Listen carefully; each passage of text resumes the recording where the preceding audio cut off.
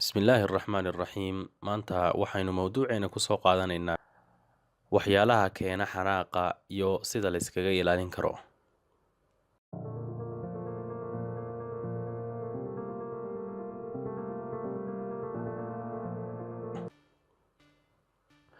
Xanaaq waa dareen ka dhasha shucuur adag, wuxuuna la xiriiraa waxyaalaha qaar ee sababa raaxa la'aan iyo qofka inuu caroodo. Xanaaqu wuxuu ka mid yahay 6 dareen ee asaasiga ah sida farxadda, xanaaqa, layaabka, baqdinta, iyo necbaanshaha ama karaahiyada. Xanaaqu sidoo kale waa dareen nagu dhiirigelinaya inaan noqono qofka iskaafiya. Hase yeeshee mararka qaar waxaa jira jawaab celin daran oo ka dhalata xanaaqa, taas oo uu qofku ka qoomameeya marka ay shucuurtiisu degto. Sidaa daraaddeed, waa muhiim inuu qofku isbaro sida loo maareeyo jawaab celinta ka dhalata xanaaqa. Arrinta koowaad, fasax qaado isla inaad xanaaqsan tahay. Waxaad fasax ka qaadataa wax walba oo aad samaynaysid markaas, iyo wax walba oo kaa cadhaysiin kara si aad u dejisid dareenkaaga. Mar walba xasuusnow, qasab maaha inaad u jawaabtid amba aad wax ka qabatid xaaladda markaas taagan. Ka qaado fursad aad ku nasatid oo aadna uga fikirtid xaaladda markaas taagan, oo waxaad ku dhahdaa naftaada, waxaan u soo laaban arrintan 10 daqiiqo kadib marka aan dego. Haddii aad xanaaqtid adigoo jooga goobo shaqo, u soo bax dibadda si aad u qaadatid neecaw wanaagsan. Haddii aad xanaaqdid adigoo jooga gurigaaga, isku day in aad geshid qol kale oo aad ku nasatid, amaba suuliga, si aad u heshid jawi aad keligaaga ku sugan tahay. Kadibna ka fikir marxaladda taagan. Arrinka labaad ee uu qofku samaynayo markuu xanaaqo waxa weeyaan, u oggolow naftaada in ay dareento xanaaqa. Xanaaqa waa dareen caadi ah oo dadka dhan ay dareemaan. Sidaa darteed, sii naftaada waqti yar oo ay ku dareento xanaaqa, si aad u aqbashid xaaladda kula soo gudboonaata oo aadna horay uga sii socotid. Marka aad horay uga dhaqaaqdid, isku day in aysan kugu soo laaban dareenka xanaaqaas, kana dhaadhici naftaada in aad horay uga dhaqaaqday arrinkaas.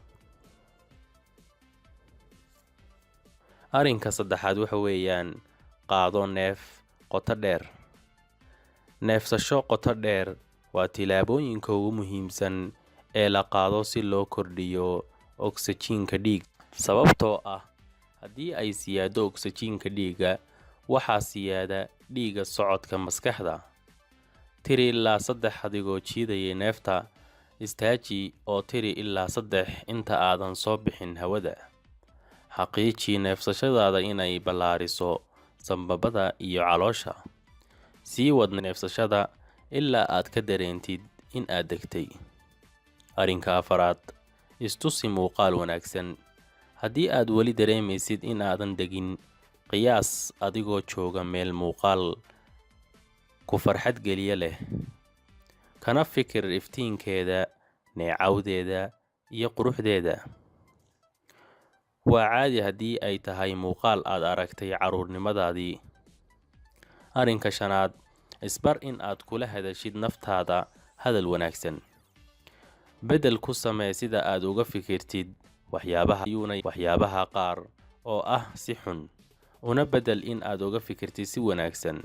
Tusaale ahaan, beddel fikirka ku saabsan qofka kaa xanaajiyey xilliga aad gaadhiga waday. Xayawaankaasi wuu i jiidhi gaadhay maanta, gaadhiga ayuuna iga jiidhay. U beddel, miskiinkaas maanta wuu degdegsanaa, waxaana laga yaabaa in uu dhakhtarka ka daahsanaa, laakiin alxamdulillaah, Eebbe waa i badbaadiyey. Arrinka lixaad, samee dhaqdhaqaaqa jidhka. Jimicsiga ayaa muhiimad weyn u leh caafimaadka qaabka jidhka bani'aadamka guud ahaan. dhaqdhaqaaqa jidhka oo la joogteeyo waxa ay xakamaysaa dareennada qaar uu xanaaqu ka mid yahay.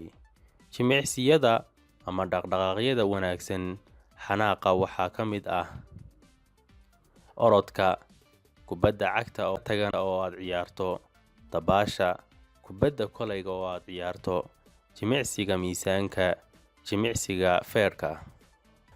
Seexo hurdo kugu filan. Arrinka toddobaad waxa weeyaan seexo hurdo kugu filan. Hurdada waa shay asaasi u ah jidhka. Haddii laga tagana waxa ay sababtaa in dareemaha qofka ay khalkhalaan. Dadka weyn waxa ay u baahan yihiin 7 ilaa 8 saacadood oo hurdo ah si caafimaadka qaabka jidhka iyo maskaxda ay u noqoto mid sareysa. Hurdada oo nuqsaanta waxa ay qayb weyn ka qaadanaysaa cudurro badan iyo awood la'aanta xakamaynta dareemaha qofka. Intaa waxaa inugu soo gabagaboobay qaabaha qofku uu kaga hortegayo marka uu xanaaqo. Waxaan filayay inaad ka faa'iidaysatay, waanaad ku mahadsan tahay daawashadaada. Fadlan ha ilaabin in aad like noo saartid, subscription aad noo raacisid. Wassalaamu calaykum waraxmatullaahi wabarakaatuh. waa walaalkiin Cabdiraxmaan oo idiin soo jeediyey barnaamijka.